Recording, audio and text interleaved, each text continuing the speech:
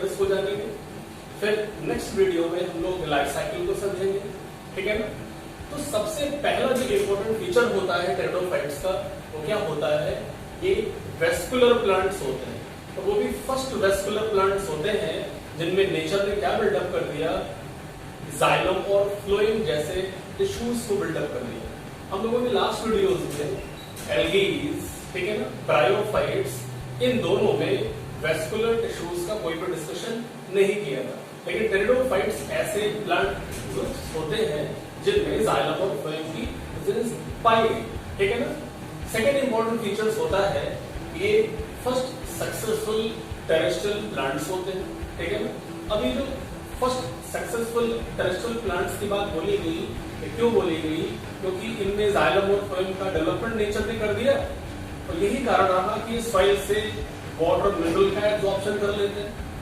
अब autotrophic nature वाले होते हैं, ठीक है ना, तो ये फूड का ट्रांसपोर्ट भी फ्लोएम जैसे वेस्कुलर टिश्यू से कर देते हैं, ठीक है ना। थर्ड इंपॉर्टेंट फीचर की अगर बात करते हैं तो फ्लावर का डेवलपमेंट नहीं हुआ, ठीक है ना।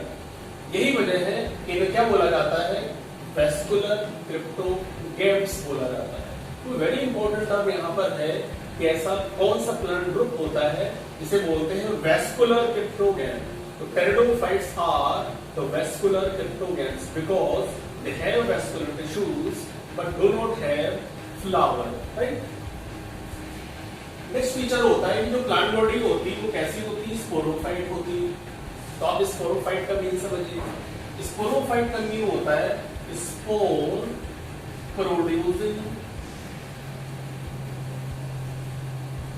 स्पोर प्रोड्यूसिंग ऑर्गेन्स का पाया जाना।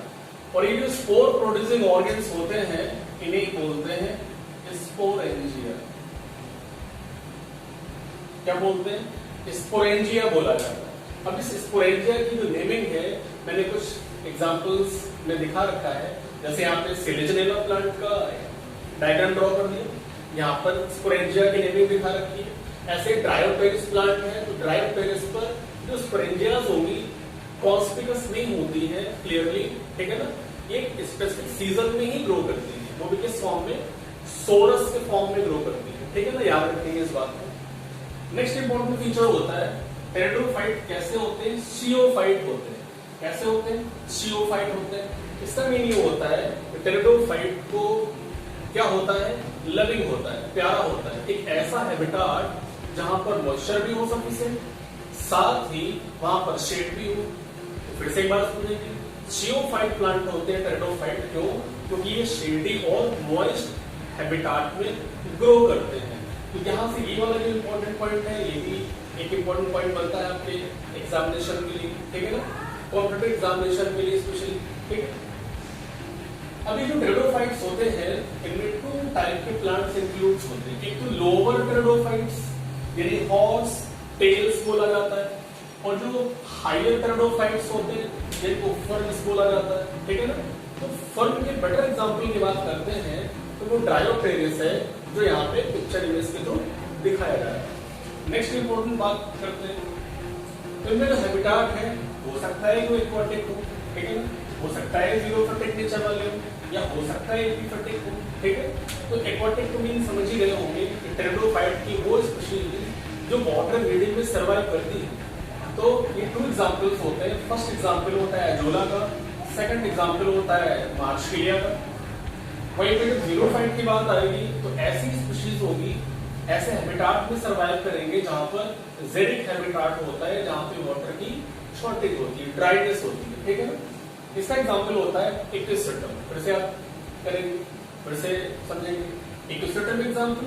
वहीं पे एपिफिटिक का मीन हो गया किसी अनदर प्लांट के ट्री ट्रंक पर ग्रो कर जाता है, उसे बोलते हैं एपिफिटिक। एग्जांपल की बात करते हैं तो लाइकोपोडियस, राइट। तो there are 3 examples, 3 different type of species. First aquatic, example Azolla and Marshallea. Second xerophytic, example Ectosyphic. Third epiphytic, example Lycopodium. ठीक है।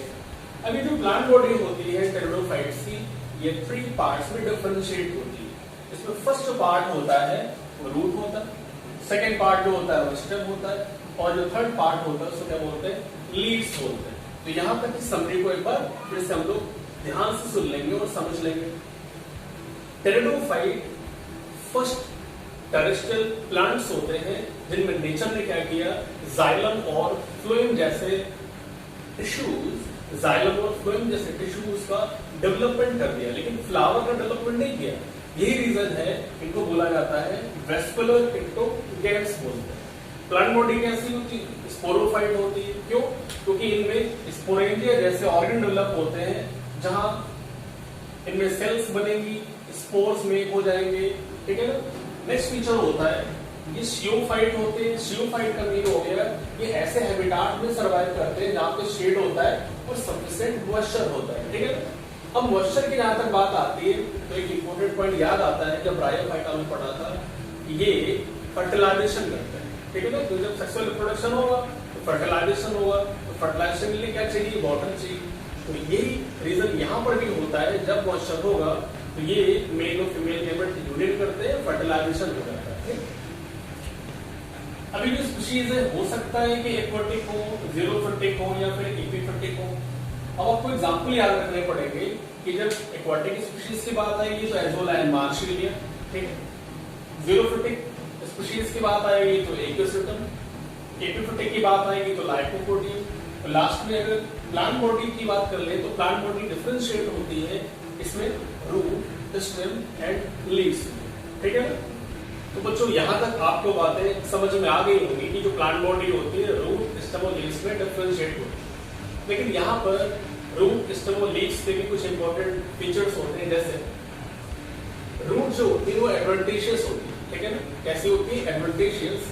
जैसे कि मैंने यहाँ पे ड्रायोप्टेरिस प्लांट में स्टेम, नीम, राइजोम के नीचे एडवेंटिशियस रूट्स को दिखा रखा है।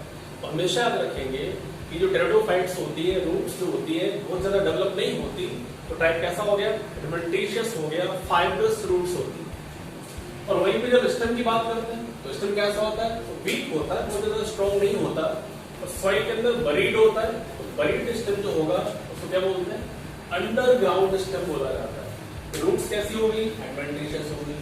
स्टेम कैसा हो गया, वीक हो गया, डार्क कलर का हो गया, अंडरग्राउंड हो गया, ठीक है।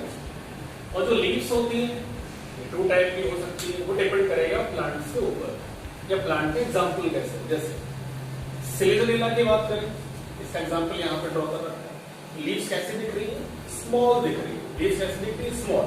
तो जब टेरिडोफाइट में लीव्स स्मॉल टेक्सचर वाली होती है, साइज वाली होती है, तो टेरिडोफाइट कैसे हो गए, माइक्रोफिलस टेरिडोफाइट्स होते हैं। वहीं पे जब ड्रायोप्टेरिस की बात करते हैं तो ड्रायोप्टेरिस में जो लीव्स है वो कैसी, कंपाउंड लार्ज शेप में दिखाई पड़ रही है, लार्ज साइज में दिखाई पड़ रही है, ठीक है ना।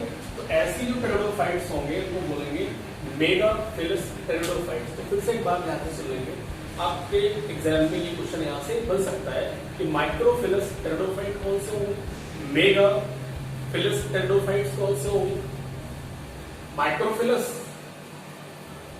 सिलिजोनेला, मेगाफिलस ड्रायोप्टेरिस। तो micro mean small leaves, mega mean large leaves, ठीक है ना। नेक्स्ट इंपॉर्टेंट फीचर होता है न्यूट्रिशनल पॉइंट ऑफ व्यू। तो न्यूट्रिशनल पॉइंट ऑफ व्यू अगर कैरेक्टर की बात करते हैं, क्योंकि प्लांटिंग में इंक्लूड होता है तो नेचर कैसा हो गया, ऑटोट्रॉफिक हो गया, फोटोसिंथेसिस करते हैं, और जब फोटोसिंथेसिस होगी तो फूड में हो ही जाएगा। स्पोर जब स्पोरेंजिया में मेक हो जाएगा तो उस पर स्पोर रिलीज होता है, और रिलीज होने के बाद एक इंपॉर्टेंट स्ट्रक्चर मेक होता है, ठीक है ना।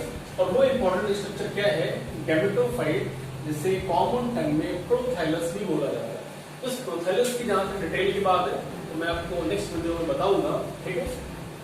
ये जो गैमेटोफाइट होता है उसके पास दोनों तरीके के सेक्स ऑर्गन्स पाए जाते हैं।